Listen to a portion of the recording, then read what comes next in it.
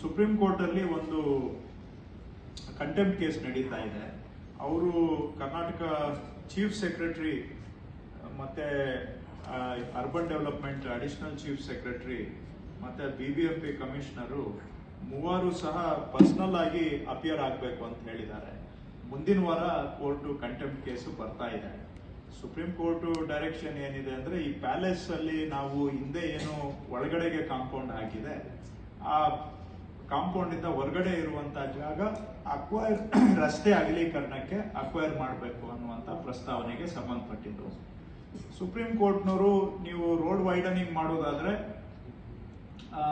TDR ಕೊಟ್ಟು ಅದನ್ನ acquire ಮಾಡಬೇಕು ಅಂತ ಸೂಚನೆಯನ್ನ ಕೊಟ್ಟಿದ್ದಾರೆ ಸುಪ್ರೀಂ ಕೋರ್ಟ್.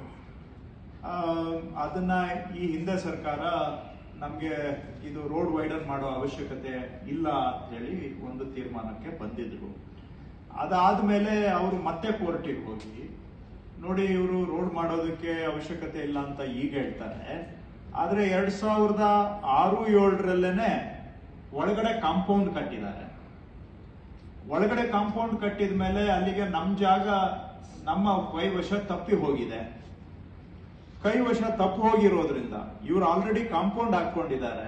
ಸೊ ಕಾಂಪೌಂಡ್ ಹಾಕೊಂಡಿರೋದ್ರಿಂದ ಇವರು ಈ ಜಾಗ ತಗೊಂಡಿದ್ದಾರೆ. ಸೊ ತಗೊಂಡ್ಬಿಟ್ಟು ಈಗ ಬೇಡ ಅಂತ ಹೇಳ್ತಾ ಇದ್ದಾರೆ. ಸೊ ಸುತ್ತ ಕಾಂಪೌಂಡ್ ಹಾಕಿದ್ದಾರೆ ಅಂತೇಳಿ ಅವರು ಮತ್ತೆ ಸುಪ್ರೀಂ ಕೋರ್ಟಿಗೆ ಹೋಗಿದ್ರು. ಸೊ ಈ ವಿಚಾರದಲ್ಲಿ ಸುಪ್ರೀಂ ಕೋರ್ಟ್ ಅವರು ಇದನ್ನ ಒಂದು ಕಂಟೆಂಪ್ಟ್ ಕೇಸ್ ಆಗಿ ಪರಿವರ್ತನೆ ಮಾಡಿ, ಇದು ನೀವು ಲ್ಯಾಂಡ್ ಅನ್ನ ಅಕ್ವೈರ್ ಮಾಡ್ಕೊಂಡಿದ್ದೀರಿ, ಮಾಡ್ಕೊಂಡಿರೋದ್ರಿಂದ ಪರಿಹಾರ ಕೊಡಬೇಕು, ಇಲ್ಲ ಅಂತ ಹೇಳಿದ್ರೆ ಇದು ಜಾಗನೇ ಬೇಕಾಗಿಲ್ಲ ನಿಮಗೆ ರಸ್ತೆಗೆ ಅಂತ ತೀರ್ಮಾನಕ್ಕೆ ಬನ್ನಿ ಅಂತ ಸೂಚನೆಯನ್ನ ಕೊಟ್ಟಿದ್ದಾರೆ. ಸೊ ಇದನ್ನ ಚರ್ಚೆ ಮಾಡಿ ಈ ಜಾಗ ರಸ್ತೆ ಅಗಲೀಕರಣಕ್ಕೆ ಅವಶ್ಯಕತೆ ಅಂತೂ ಇದೆ ಅನ್ನೋದು ಒಂದು ಅಭಿಪ್ರಾಯಕ್ಕೆ ಕ್ಯಾಬಿನೆಟ್ ಬಂದಿದೆ.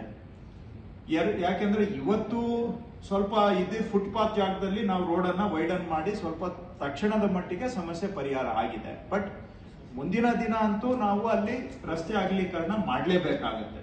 ನಾವು ಇವತ್ತಿನ ಆಲೋಚನೆಗೆ ಸಾಕಾಗಬಹುದು ಅಂತ ವಿಚಾರ ಮಾಡಿದ್ರು ಕೂಡ ಇದು ಬರೀ ಬಳ್ಳಾರಿ ರೋಡ್ ಒಂದೇ ಅಲ್ಲ.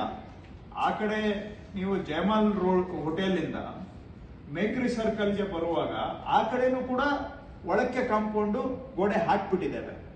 ಆ ರಸ್ತೆನೂ ಕೂಡ ಭವಿಷ್ಯದಲ್ಲಿ ಅಗಲೀಕರಣ ಮಾಡಬೇಕಾದಂತ ಅನಿವಾರ್ಯತೆ ಇದೆ. ಸೊ ಇವೆಲ್ಲವುಗಳನ್ನ ಪರಿಗಣನೆಗೆ ತೆಗೆದುಕೊಂಡು ರಸ್ತೆ ಅಗಲೀಕರಣ ಅಂತೂ ಮಾಡಬೇಕು ಅನ್ನುವ ಒಂದು ಅಭಿಪ್ರಾಯಕ್ಕೆ ಸಂಪುಟ ಬಂದಿದೆ. ಯಾಕಂದ್ರೆ ಆ ಪ್ರಶ್ನೆಯನ್ನ ಸುಪ್ರೀಂ ಕೋರ್ಟ್ನವ್ರು ಕೇಳಿದ್ರು, ಇದೇನ್ ನಿಮ್ಗೆ ರೋಡ್ ವೈಡನ್ ಮಾಡೋ ಇಚ್ಛೆ ಇದೆಯಾ ಅಂತ. ರೋಡ್ ವೈಡನ್ ಮಾಡಬೇಕು ಅನ್ನೋದು ಒಂದು ಅಭಿಪ್ರಾಯ. ಹಾಗಾದ್ರೆ ಸುಪ್ರೀಂ ಕೋರ್ಟ್ನ ತೀರ್ಪಿನ ಪ್ರಕಾರ ರೋಡ್ ವೈಡನಿಂಗ್ ಮಾಡಿದ್ರೆ ನೀವು TDR ಕೊಡಿ ಅವರಿಗೆ ಮಾಡಬೇಕು ಅನ್ನೋದಾದ್ರೆ ಅಂತ ಸೂಚನೆ ಕೊಟ್ಟಿದ್ದಾರೆ. ಸೊ ಇವತ್ತು ನಾವು TDR ಕೊಡಬೇಕು ಅಂತಾನು ತೀರ್ಮಾನ ಮಾಡಿದ್ದೇವೆ. ಆದ್ರೆ TDR ಕೊಡಬೇಕು ಅಂತ ಬಂದಾಗ ಅಲ್ಲಿ ಏನಾಗುತ್ತೆ, ಯಾರಿಗೆ TDR ಕೊಡಬೇಕು ಅನ್ನೋ ಪ್ರಶ್ನೆಗಳೆಲ್ಲ ಮುಂದೆ ಉದ್ಭವ ಆಗುತ್ತೆ. ಯಾಕಂದ್ರೆ ಇವತ್ತಿನ ದಿನ ಅದು ಯಾರ್ದು ಖಾಸಗಿಯವರ ಹೆಸರಿನಲ್ಲಿ ಖಾತೆ ಇಲ್ಲ ಅಲ್ಲಿ. ಕರೆಕ್ಟ್, ಅದು ಖಾಸಗಿಯವರ ಹೆಸರಿನಲ್ಲಿ ಖಾತೆ ಇಲ್ಲ. ಅದೆಲ್ಲ ಮುಂದೆ ಬರುತ್ತೆ ಸಮಸ್ಯೆ. ರೈಟ್, ನಾವು TDR ಇಶ್ಯೂ ಇನ್ ಪ್ರಿನ್ಸಿಪಲ್ ನಾವು TDR ಕೊಟ್ಟು ಜಾಗ ತಗೊಳ್ಳೋದು ಅಂತ ತೀರ್ಮಾನ ಮಾಡಿದ್ದೇವೆ.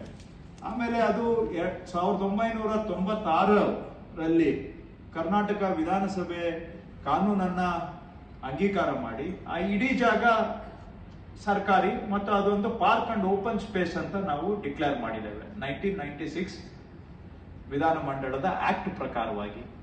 ಸೊ ನಾವೀಗ ಅಕ್ವೈರ್ ಮಾಡಬೇಕಾದ್ರೂ ಕೂಡ ನಾವು ಅದನ್ನ ಒಂದು ಪಾರ್ಕ್ ಅಂಡ್ ಓಪನ್ ಸ್ಪೇಸ್ ಆಗಿ ಪರಿಗಣನೆಗೆ ತೆಗೆದುಕೊಂಡೇ ಅಕ್ವೈಸೇಷನ್ ಅನ್ನ ಮಾಡಬೇಕಾಗುತ್ತೆ.